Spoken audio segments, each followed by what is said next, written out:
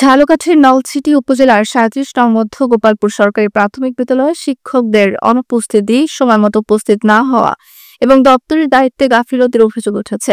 এর ফলে ব্যাহত হচ্ছে বিদ্যালয়ের স্বাভাবিক পাঠদান কার্যক্রম। বৃহস্পতিবার সকাল 10:30টায় সরেজমিনে দেখা যায় বিদ্যালয়ের ৪ জন শিক্ষকের মধ্যে কেবল সহকারী শিক্ষিকা মোসাম্মদ সালমা আক্তার উপস্থিত ছিলেন। তিনি প্রথম ও দ্বিতীয় শ্রেণীর শিক্ষার্থীদের একত্র করে একটি কক্ষে পাঠদান করছিলেন। বাকি ২ শিক্ষক ছুটিতে এবং আরেকজন মোসাম্মদ মুন্নি আক্তার তখনও বিদ্যালয়ে পৌঁছাননি। শিক্ষক কতজন আপনাদের এখানে? হ্যাঁ, আমাদের শিক্ষক হয়েছে যাইয়া ৫ পোস্টে, একজন নাই।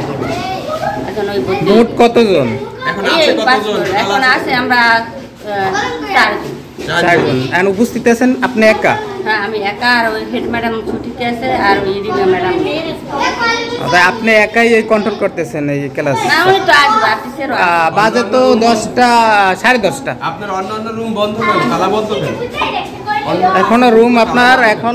পরে সংবাদকর্মীদের উপস্থিতি টের পেয়ে দ্রুত বিদ্যালয়ে এসে পৌঁছান শিক্ষিকা। অসুস্থতার কথা জানালেও ছুটির আবেদন করেছেন কিনা সে বিষয়ে কোনো স্পষ্ট জবাব দেননি তিনি। অন্যদিকে বিদ্যালয়ের নৈশ প্রহরী কাম দপ্তরি মোহাম্মদ রিয়াজ হোসেন বিদ্যালয়ের গেট খুলে বাজারে চলে গেছেন বলে জানান উপস্থিত শিক্ষিকা। কেজি গেট তালাবদ্ধ থাকায় শিক্ষার্থীরা সমস্যায় পড়ে। পরে প্রাথমিকভাবে দেখা যায় শিক্ষার্থীরাই নিজেরাই গেটের তালা খুলছে। কই গেছিলেন? বাজারে। কি বাজার করতে? আপনার স্কুলের কোনো দায়িত্ব নেই? আপনি খুলে দিয়ে আপনি ২৪ ঘন্টা ডিউটি করলে ধরেন আপনার এখন বাজারে তো আমার সংসার আছে, এখন একটু বাজার তো করা লাগে। 1 ঘন্টার জন্য গেছি, আবার আসতে জন্য। আপনার ওয়াশ বলে কি তো তালা দেওয়া ছিল? ওয়াজ বলে তো আমরা আসার পরে, তারপরে অনেক পরে মহিলা খোলাইছে। আপনি তো স্কুলে শুধু একজন শিক্ষক, আপনি চলে গেছেন, তাইলে কিভাবে স্কুল থাকেন ভাই এখানে? জি জি এতে থাকেন? স্থানীয়রা জানিয়েছেন দপ্তরের এমন অনিয়ম প্রতিদিনের ঘটনা।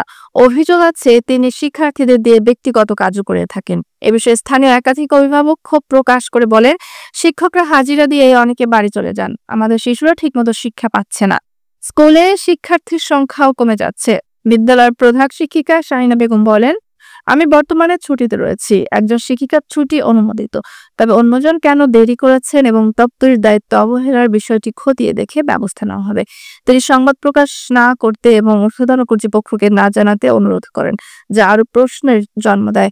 এ বিষয়ে ক্লাস্টার ইনচার্জ সহকারী শিক্ষা কর্মকর্তা মোহাম্মদ মিজানুর রহমান বলেন, বিষয়টি গুরুত্ব সহকারে খতিয়ে দেখে বিধি অনুযায়ী ব্যবস্থা নেওয়া হবে। তবে উপজেলা প্রাথমিক শিক্ষা কর্মকর্তা শারমিন আক্তারের সঙ্গে একাধিকবার যোগাযোগের চেষ্টা করা হলেও তিনি ফোন রিসিভ না করায় তার বক্তব্য পাওয়া যায়নি। স্থানীয়রা যথাযথ তদারকির দাবি জানিয়ে বলেন, শিক্ষক ও কর্মচারীদের দায়িত্ব অবহেলা শিশুদের ভবিষ্যৎকে ঝুঁকিতে ফেলছে। দ্রুত প্রশাসনিক হস্তক্ষেপ প্রয়োজন।